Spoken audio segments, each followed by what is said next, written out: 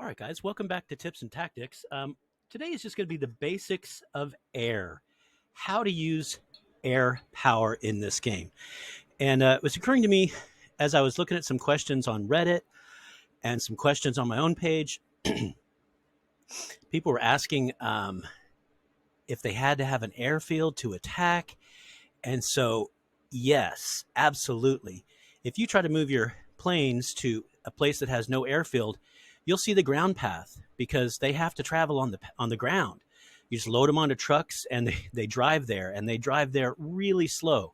So just please be aware that first thing, you have to have them on a place that has at least half an airfield, preferably a full airfield. But by the way, a half an airfield will do the trick. You can land and take off from half an airfield if it's halfway developed or if it's been bombed down to halfway by previous attacks.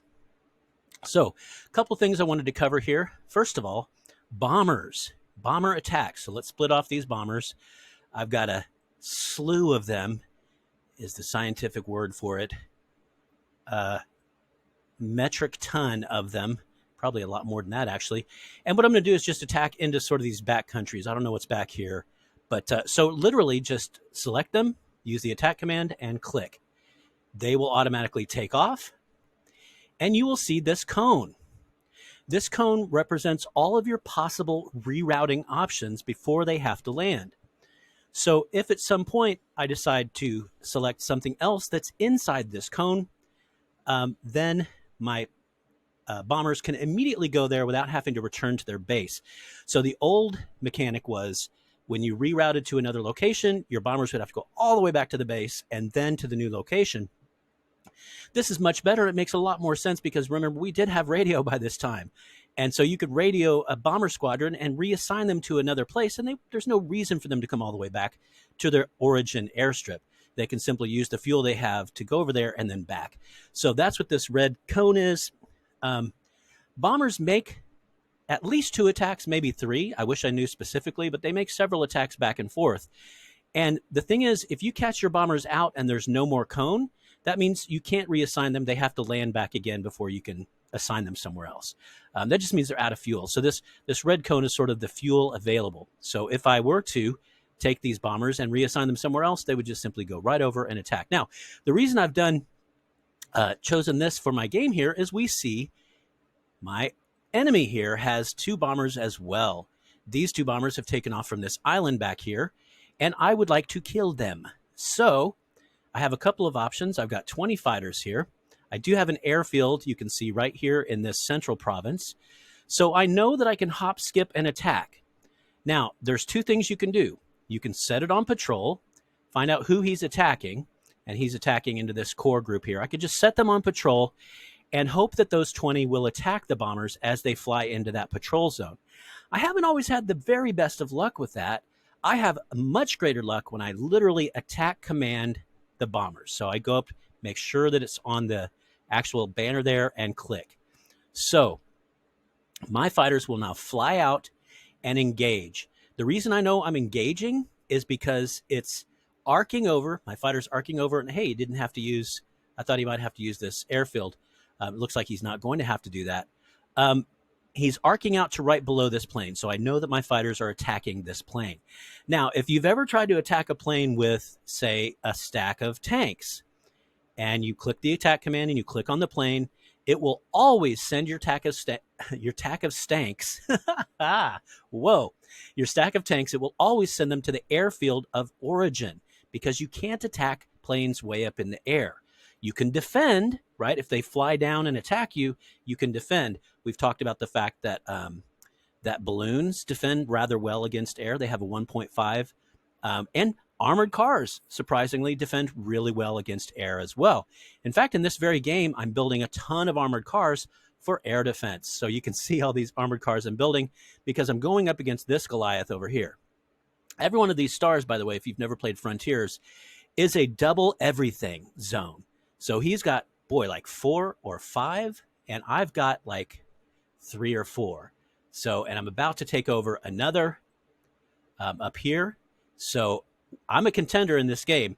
And I love this game because once you've got like 4 stars And that's like a double of every resource.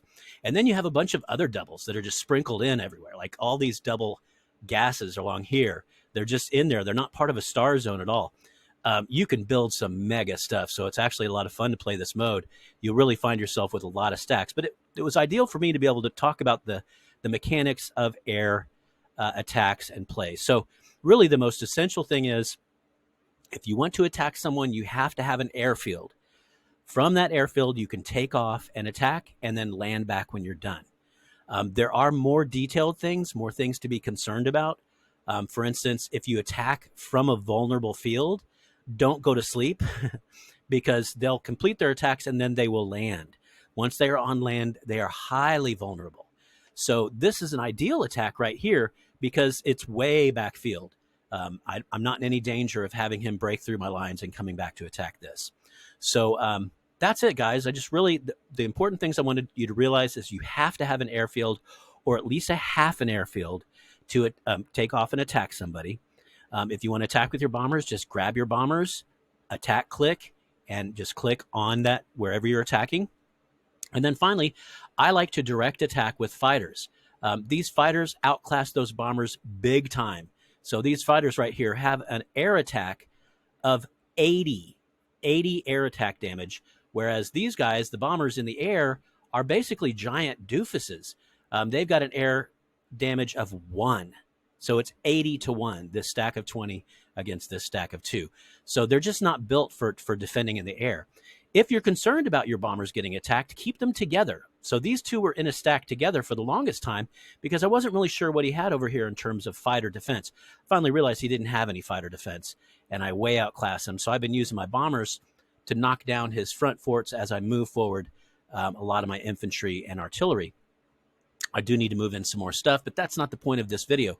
If you have any other questions about air, feel free to ask in the questions below, in the comments below, rather. And if you have anything to add to this conversation as well, love to hear it. Please remember also, you can do the bloom defense with your fighters. So instead of attacking directly, what I could have done is just set them one at a time patrolling so that by the time I'm done, you've got 20 fighters floating around here. It's very intimidating to anybody attacking in. And each one of those fighters, in theory, will attack whatever plane comes into that zone. So I love using the bloom defense. If you're curious about that, go look in earlier tips and tactics. It's like video number 8 or something. Talks about the bloom for fighters for air defense. So check that out as well. All right, that's it, guys. Just some basic stuff. You know, people were asking if you need an airfield to attack, and I'm like, oh, I'm forgetting. Like, I remember when I was first playing and trying to use bombers and fighters, it was very confusing. So things that I think a lot of us take for granted because we've been playing a while are not so immediately obvious. So I just wanted to make sure you really need to have your airfields, and also, you know, you need enough airfields to where wherever you build them, you can leapfrog from airfield to airfield, because when you're in the air, you are moving at, look at this, it's ridiculous. When you're in the air, you're moving at 216 kilometers per hour. That's insanely fast. When you're in trucks on the ground, you're going 18, slower than cannon. They're super slow when you're driving them along the ground. So you really want to hop from airfield to airfield for obvious reasons here. 260 kilometers per, and in some of these bigger games, some of these 500-player games, Air Force is what's going to save your butt, because you can get it from one side of the map all the way to another front very quickly. Obviously, 216 kilometers per hour. And I believe bombers are slightly slower at what, like 160, 144. Okay, so slower, not quite that magnificent, super fast thing that the fighter is, but still pretty darn fast when you consider that the fastest you can move any other unit is 90 kilometers per hour along a railway. So this is way faster than that. So again, do not ever, if you can avoid it, have your planes on a ground route between two locations. You really want them going from airfield to airfield, because then they just bounce and they keep up that speed, that amazing speed while they're in the air. That's about it. There's really not much more to say. Any questions in the comments below, I'd be happy to answer. I do answer all comments. I really try to stay on top of that. I'm 240 followers, so we're getting more and more subscribers as time goes on, which I think is great. but I'm just going to try really hard to make sure and reply to every comment that I get, whether it's a question or, a bit of support or a comment. Any of that is welcome 100%. So thanks for checking in, guys, to our air basics, tips, and tactics. Adios, mi amigos.